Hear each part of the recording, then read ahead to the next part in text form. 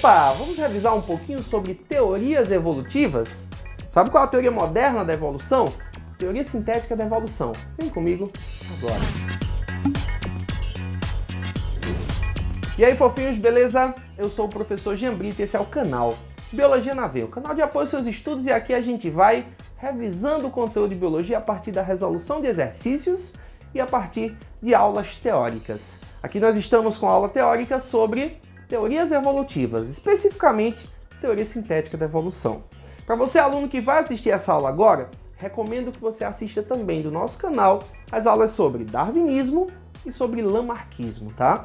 Essas três teorias evolutivas, elas caem bastante em provas de vestibular e já caiu bastante na prova do Enem também, tá? Então, vale a pena assistir, ó, lamarckismo, darwinismo e teoria sintética da evolução.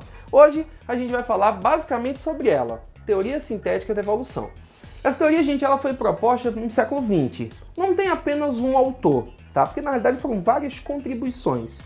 A gente vê citação para Sutton, para Morgan, até mesmo o próprio Charles Darwin, que contribuiu para essa teoria, tá? A teoria sintética da evolução, gente, é a teoria moderna da evolução. É a que a gente mais, digamos assim, aceita como sendo a teoria correta para explicar como é que os seres vivos evoluem, tá?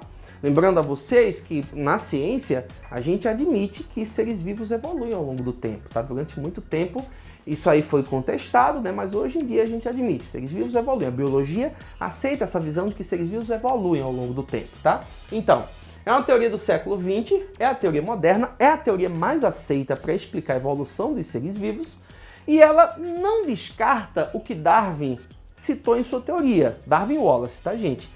Hoje em dia a gente admite que o Wallace também é autor da teoria da seleção natural, tá? E não apenas Charles Darwin.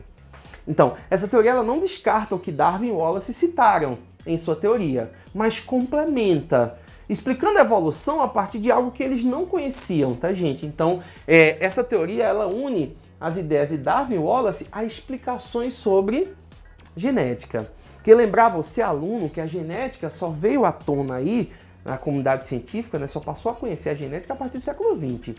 Darwin e Wallace viveram no século XIX.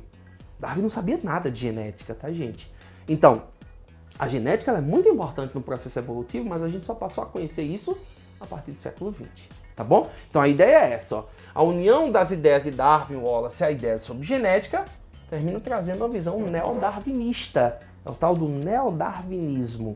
Então o neodarwinismo ele é aceito nessa teoria sintética da evolução. Não apenas ele, tá, gente? Mas com vários complementos aqui ao que Darwin e Wallace citaram. Por exemplo, uma coisa que Darwin não sabia explicar é como é que surgiam as diferenças entre os seres vivos. E hoje a teoria sintética da evolução explica, ó, seres vivos são diferentes dentro de uma mesma população porque existe variabilidade genética entre eles. Quanto maior for a variabilidade genética numa população, maiores as diferenças entre os seres nessa população, tá? Então, a variabilidade genética alta termina sendo responsável pelas diferenças existentes entre os seres de uma população. E hoje, dentro da teoria sintética da evolução, tá, gente, a gente trabalha com fatores que tendem a aumentar a variabilidade genética da população. Aqui, ó, gente, mutações e recombinações gênicas são fatores que tendem a promover aumento de variabilidade genética na população, tá? Então, esses fatores favorecem aumento das diferenças. Hoje, mas por que você está falando tanto de diferença aí? Qual a importância dessas diferenças na evolução? Lembra que para a seleção natural acontecer, é necessário que tenha um indivíduo mais adaptado que o outro. Tá? Então, para ter um indivíduo mais adaptado que o outro, é necessário que exista diferença entre esses seres vivos de uma mesma população. Tá? Então, esses fatores de mutações e recombinações gênicas são fatores que tendem a aumentar a variabilidade genética da população. Enquanto que seleção natural, migrações e deriva gênica tendem a atuar na variabilidade que já existe. A maioria das vezes a seleção natural tende a favorecer uma diminuição de variabilidade genética, tá? Porque seleciona o que está mais apto. As migrações podem tanto aumentar como pode diminuir, né? Porque quando a gente fala de migração, a gente inclui imigração, que é a chegada de indivíduos à população, né? E emigração, que seria, no caso, a saída de indivíduos da população. Beleza? E tem a deriva gênica ou oscilação gênica, pessoal, que é quando acontece uma variação na frequência gênica de uma população por conta de algum fator casual.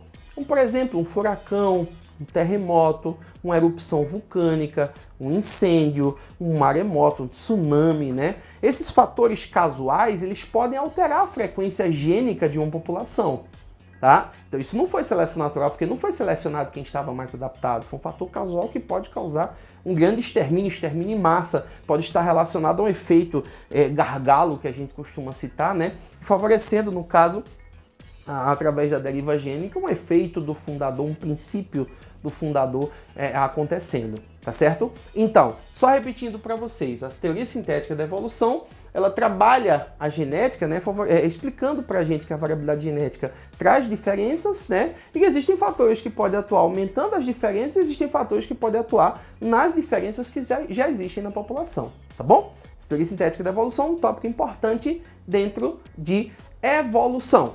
Teorias evolutivas, tá bom? Se gostou dessa aula, se inscreve no nosso canal, compartilhe os nossos vídeos. Vamos juntos estudando, eu e você até a sua aprovação.